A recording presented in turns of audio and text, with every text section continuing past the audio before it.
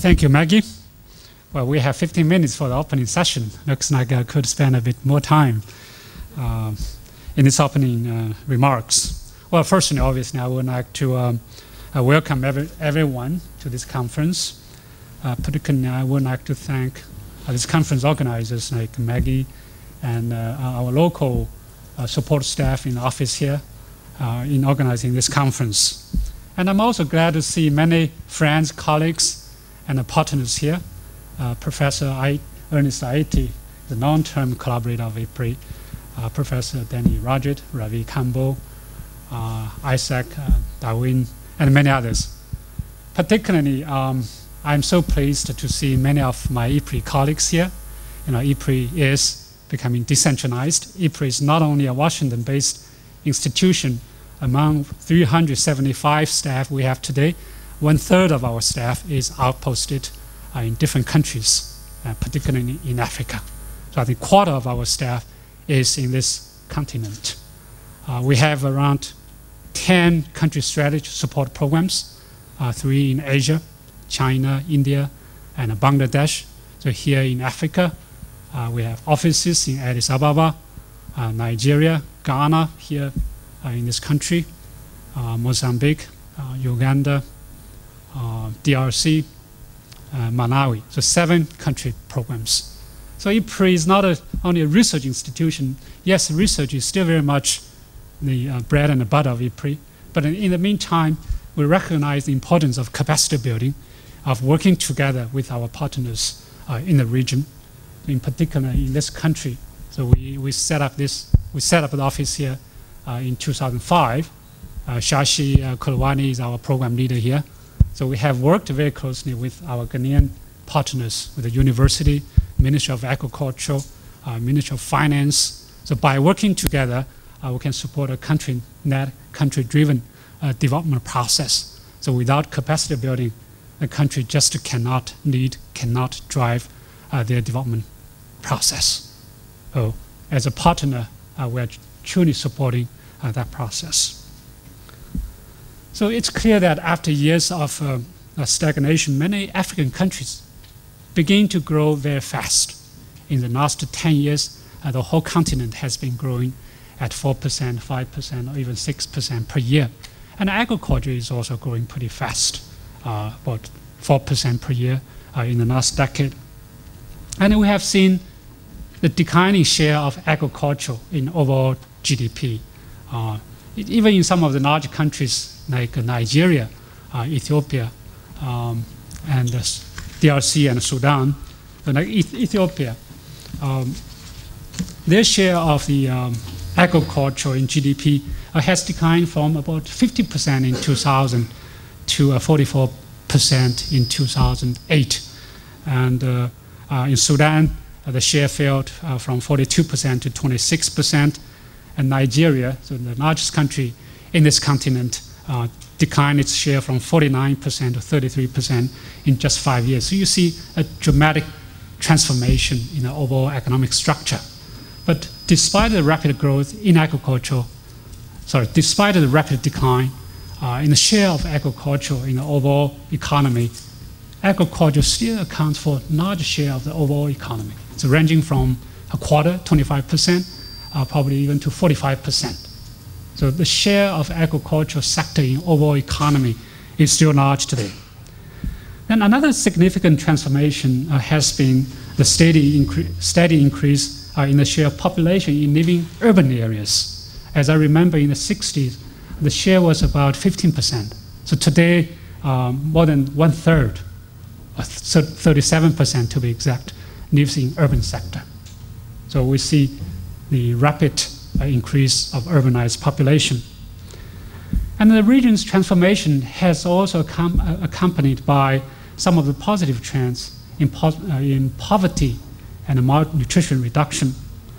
The RACE Act is a regional information knowledge support system set up by IPRI in supporting CADA, the Comprehensive African Agricultural Development Program, indicates that the poverty rate has declined from 57% in 1990 to 53% in recent years. So we do see some positive trends in poverty reduction. However, if we look at the absolute number, we have seen actual increase of the absolute number of poor in this continent from almost 240 million people in the region up from 164 million in 1990. So the recent data shows 240. That's for 2009 or 2010 data. And the transformation process in Africa has often been compared to the continent in Asia, where I grew up. And it's clear that broad-based agriculture growth is a must, or is a precondition for the overall economy to take off. So this is true in India. The Green Revolution really provided a good base for overall economy to take off. Then the China and India's agricultural reforms in late 70s and the mid 80s again provided much needed productivity increase for the overall economy to take off. So the agriculture growth, initial agriculture growth would provide surplus capital, surplus labor for urbanization or industrialization. So without that increase in productivity, it's rather difficult for the urban sector to develop because of lack of domestic market and a lack of capital and labor.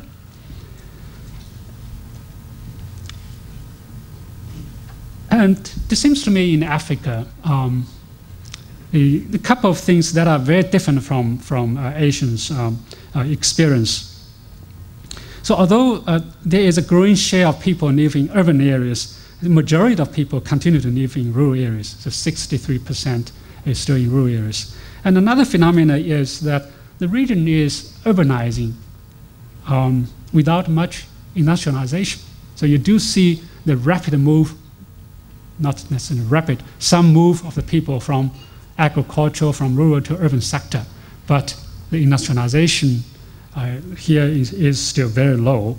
So the contribution of the manufacturing sector has actually fallen from 15% to 13% during the last 10 years. So we have seen actually some sort of deindustrialization in the continent despite the rapid urbanization.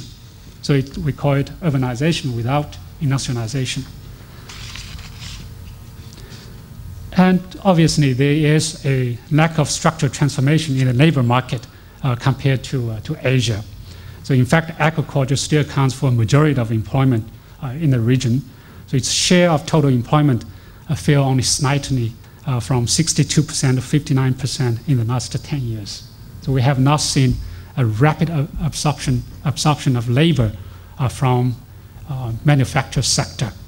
So the increase of employment in the industrial sector has been very limited, so increasing from 9% to 11% during the same period. So what really leaves this to us? So transformation should be treated as a dynamic and a multidimensional process that has the potential to support poverty reduction and food security in this region. And the transformation should not be seen as a choice between agricultural and a non-agricultural strategy and investment. So the key question is to find the right mix, or the crucial mix, and a sequence of policies that address the specific challenges and opportunities facing the region.